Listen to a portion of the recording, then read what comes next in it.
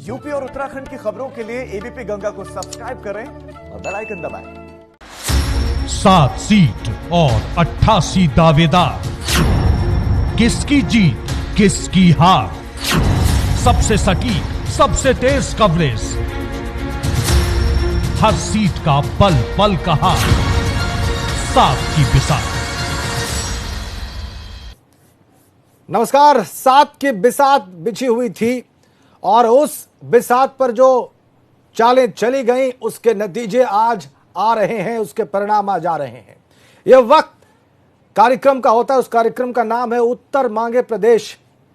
इसमें प्रदेश के जो प्रश्न होते हैं उसका उत्तर मांगा जाता है, लेकिन आज प्रदेश से जो सवाल पूछा गया इलेक्शन बाय इलेक्शन के माध्यम से, प्रदेश आज उसका उत्तर दे रहा है। आज उसका उत्तर सामने आ रहा है और यह उत्तर कोई हम अभी से नहीं दिखा रहे हैं आपको, सुबह 6 बजे से लगातार आपको दिखा रहे हैं। मुसलसल पल पल की अपडेट, एक एक महत्वपूर्ण अहम अपडेट आप तक पहुंची है। हमारे तमाम संवाददाताओं ने हर उस जगह से आप तक पहुंचाई है जहां पर आज काउंटिंग हो रही है, जहां पर आज फोकस है।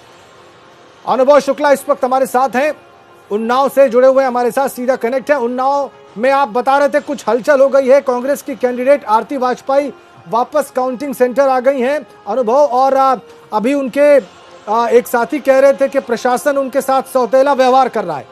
क्या है असल में स्थिति वहां पर अनुभव?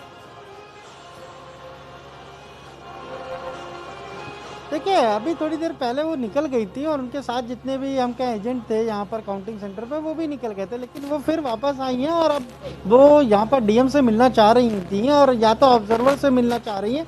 उनका ये कहना है कि अगर 5% वीवीपैट की पर्ची दिखाने को कहा था तो वो 5% यानी जिन जिन जगहों पे वो कह रही हैं उनका वीवीपैट से मिलान कराया जाए ईवीएम से, क्योंकि उनको ऐसा लग रहा है कि जिस तरीके से जहाँ पर उनको जिस क्षेत्र में वो कह रही थी कि उनका दबदबा है, उनको वोट मिलेंगे, वहाँ उस तरीके से वोट उनको नहीं मिले हैं और इसी के आधार पर वो अब कह रहे हैं कि वीवीपैट की जो पर्चियाँ हैं 5% उसका मिलान कराया जाए। हालांकि ना अभी डीएम से उनकी मुलाकात हुई है, ना ऑब्जर्वर से मुलाकात हुई है।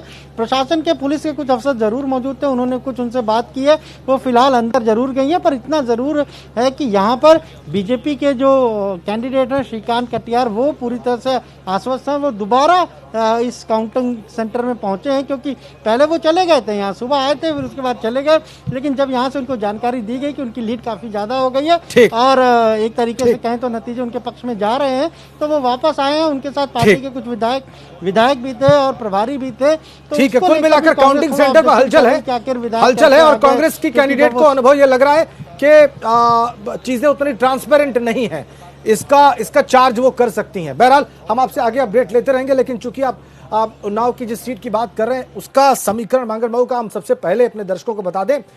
श्रीकांत कटियार बीजेपी कैंडिडेट 24,000 मतों से आगे। इसका मतलब ये कि सिर्फ औपचारिक घोषणा बाकी उनकी जीत की।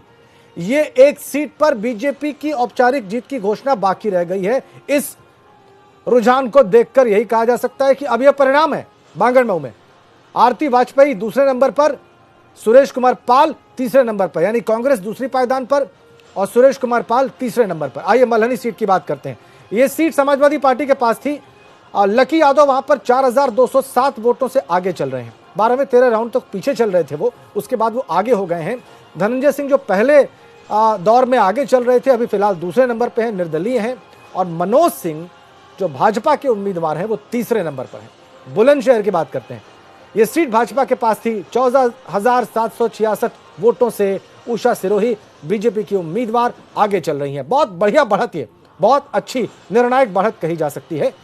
हाजी यूसुफ दूसरे नंबर पर और प्रवीण कुमार तीसरे नंबर पर बुलंदशहर में। आइए आगे बढ़ते हैं।